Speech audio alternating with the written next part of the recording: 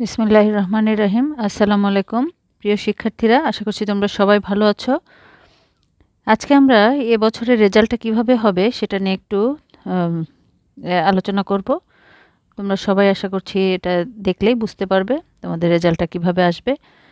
আর নতুন বছর শুরু হয়ে যাবে, আমি নতুন বছরে সবগুলো 6 to 9 ভিডিও দেওয়ার চেষ্টা করব ম্যাথে। আশা করছি তোমরা সাবস্ক্রাইব করে রাখবে এবং খুব দ্রুতই সেগুলো পেয়ে যাবে একদম বছরের শুরু থেকেই। তো এখানে আমি একদম গভর্নমেন্ট থেকে যে নির্দেশ দেওয়া হয়েছে সেটা হুবহু তোমাদের দেখিয়ে দিচ্ছি। দেখো, এখানে বলা হয়েছে বাংলা বিষয় শিক্ষণকালীন মূল্যায়নে মোট 30 নম্বরের মধ্যে, এটা বাংলা বিষয় বলা হয়েছে, এটা কিন্তু সব বিষয়ের ক্ষেত্রে একই রকম হবে। ঠিক আছে, প্রত্যেকটা বিষয় একই রকম। 30 নম্বরের মধ্যে শিক্ষার্থী যে কোনো একজন শিক্ষার্থী যদি 25 নাম্বার পায় এবং লিখিত পরীক্ষায় 100 নম্বরের মধ্যে তার প্রাপ্ত নম্বর 80, তাহলে তার নাম্বারটা কিভাবে হবে? এখানে দেখো, বাংলা বিষয়ে তার বার্ষিক ফলাফল বা গ্রেড নির্ধারণের ক্ষেত্রে তার ধারাবাহিক মূল্যায়নে প্রাপ্ত 25 নম্বরের সাথে লিখিত পরীক্ষায় এই 80 নম্বরের 70% যোগ করা হবে। তার মানে এই 25 নম্বর যেটা সে শিক্ষণকালীন মূল্যায়নে পেয়েছে, এটা সাথে সরাসরি এটা 25 নম্বর যোগ হবে, আর এই 80 যেটা পেয়েছে এখান থেকে 70% নেওয়া হবে। দেখো, এখানে 70% কীভাবে বের করতে হবে সেটা দেয়া আছে। আমি এটা ডিটেল কিছুক্ষণ পরেই এটা ডিটেল তোমাদের জানিয়ে দেব, সেটা তোমরা বুঝতে পারবে। তাহলে দেখো, তাহলে 80-র 70% হয়ে গেল 56। তুমি 80 পেয়েছো, সেটা 70% যখন নেবে তখন কিন্তু এটা 56 হয়ে যাবে। এখন তাহলে যে আগে যে শিক্ষণকালীনে 25 পেয়েছিলে আর এই 100-তে 56 পেয়েছো, এই 25 আর 56 যোগ করে তোমার নাম্বার হয়ে যাবে 81। তাহলে তুমি এই যে বাংলা বিষয়ে এই শিক্ষার্থী ক এর গ্রেড পয়েন্ট হবে 5 আর লেটার গ্রেড হবে A+। 81 পেয়েছে, এই জন্য কিন্তু এটা দেখো, এখানে গ্রেডটাও আমি দেখে দিয়েছি। এই 80 থেকে 100 এর মধ্যে যে যারা নাম্বার পাবে তারা কিন্তু গ্রেড পয়েন্ট 5 পাবে, আর লেটার গ্রেড হলো A+। তো এটা কিন্তু তোমাদের 6 to 9 প্রত্যেকের ক্ষেত্রে একই রকম হবে এটা। এরপরে যারা 70 থেকে 79-র মধ্যে নাম্বার পাবে তাদের গ্রেড পয়েন্ট হবে 4, আর তাদের লেটার গ্রেড তারা বলবে A পেয়েছি তারা। ঠিক আছে, লেটার দিয়ে বললে A, আর যখন বলবে গ্রেড পয়েন্ট কত সেটা হবে 4। এরপরে দেখো, তোমার নাম্বার যদি 60 থেকে 69-এর মধ্যে হয় তাহলে হবে এটা 3.5, যেটা লেটার গ্রেড হবে A-। আর 50 থেকে 59 এটা হবে grade point 3, letter grade B। 40 থেকে 49 হবে এটা। 40 থেকে 49-এর মধ্যে যদি কেউ পায় সেটার গ্রেড পয়েন্ট হলো 2 আর লেটার গ্রেড হবে C। 33 থেকে 39 grade point 1, letter grade D। আর 0 থেকে 32-এর মধ্যে যারা নাম্বার পাবে তাদের কিন্তু গ্রেড পয়েন্ট 0, এটা ফেল আসবে। ঠিক আছে, তো এই হলো তোমাদের গ্রেড পয়েন্ট আর লেটার গ্রেড। ঠিক এভাবেই তোমাদের রেজাল্ট হবে, প্রত্যেকটা সাবজেক্টের জন্য আলাদা আলাদা গ্রেড, আলাদা আলাদা গ্রেড পয়েন্ট। এটা 6 to 9 প্রত্যেকের জন্য একই রেজাল্ট। তো চলো তাহলে এখন দেখে নেই 70% আমরা কিভাবে বের করব। তার আগে দেখো, এখানে আরও কয়েকটি নির্দেশনা আছে যে সর্বনিম্ন একটি বিষয়ে ডি গ্রেড পেলে ওই বিষয়ে শিক্ষার্থীকে উত্তীর্ণ বলে বিবেচনা করা হবে। 3 বা ততোধিক বিষয়ে কোনো শিক্ষার্থী ডি গ্রেড পেলে সে পরবর্তী শ্রেণীতে উত্তীর্ণ হতে পারবে না। তার মানে তুমি কমপক্ষে 3টা বা তার চেয়ে বেশি যদি ডি গ্রেড পাও, 3টার বেশি সাবজেক্টে, তাহলে তোমাকে পরবর্তী শ্রেণীতে উত্তীর্ণ করা হবে না। তবে বিষয় শিক্ষকবৃন্দের সাথে আলোচনা সাপেক্ষে প্রতিষ্ঠান প্রধান বিশেষ বিবেচনায় তাকে পরবর্তী শ্রেণীতে উত্তীর্ণের সুযোগ করতে পারেন।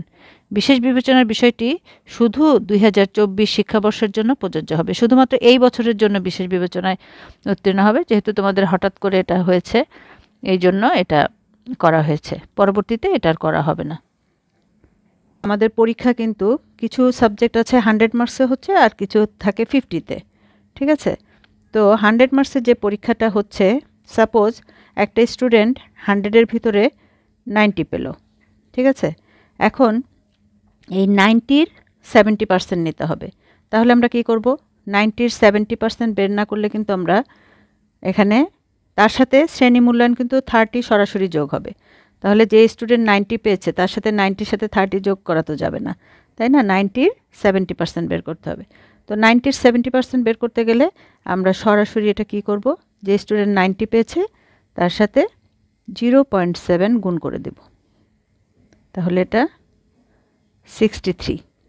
তাহলে এই যে একটা স্টুডেন্ট যে 90 পেয়েছে তার কিন্তু এই 70% হয়ে গেল 63। তাহলে এই 63-র সাথে 30 প্লাস করব।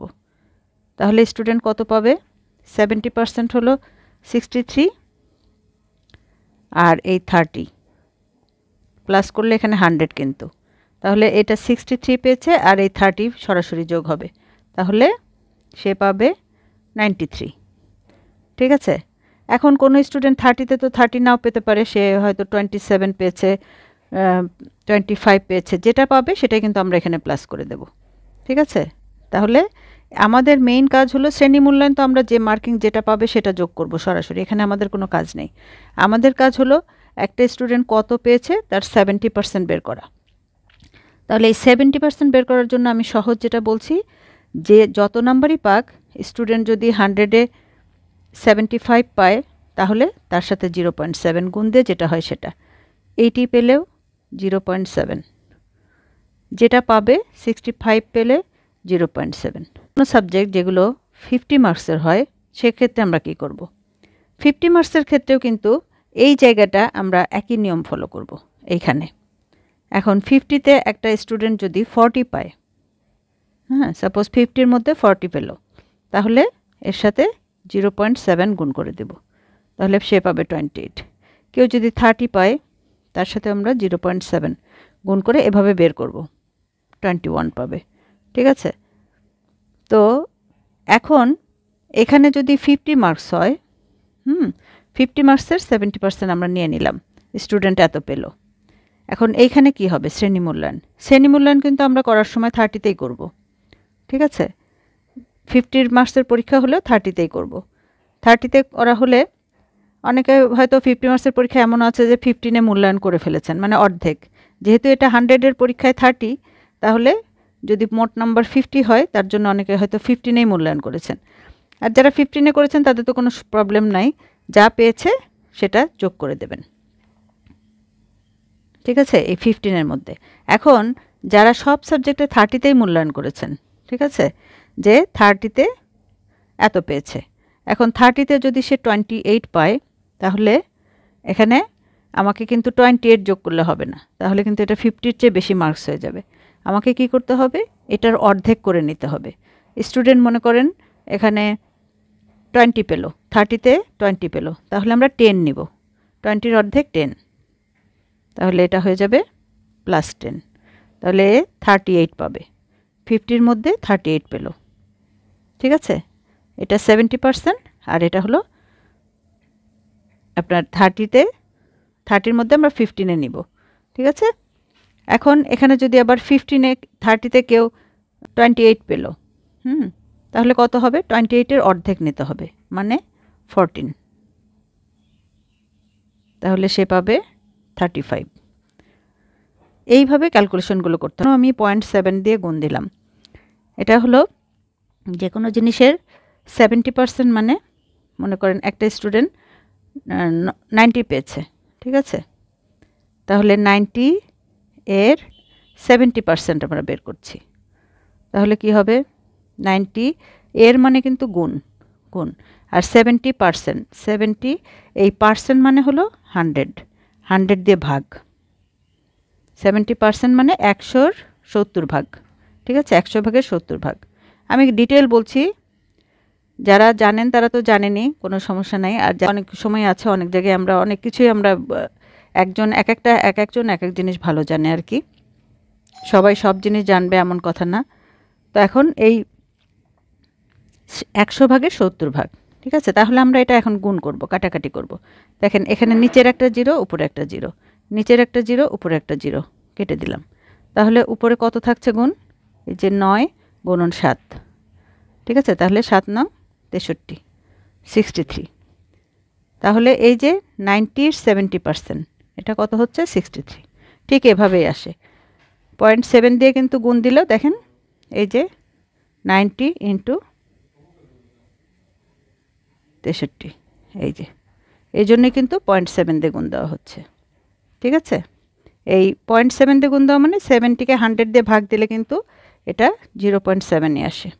ভিডিওটি যদি আপনাদের প্রয়োজনীয় মনে হয় তাহলে আপনারা শেয়ার করে দেবেন, যাতে অন্যান্যরাও আপনার মাধ্যমে উপকৃত হতে পারে। ভালো থাকুন, সুস্থ থাকুন, আল্লাহ হাফেজ।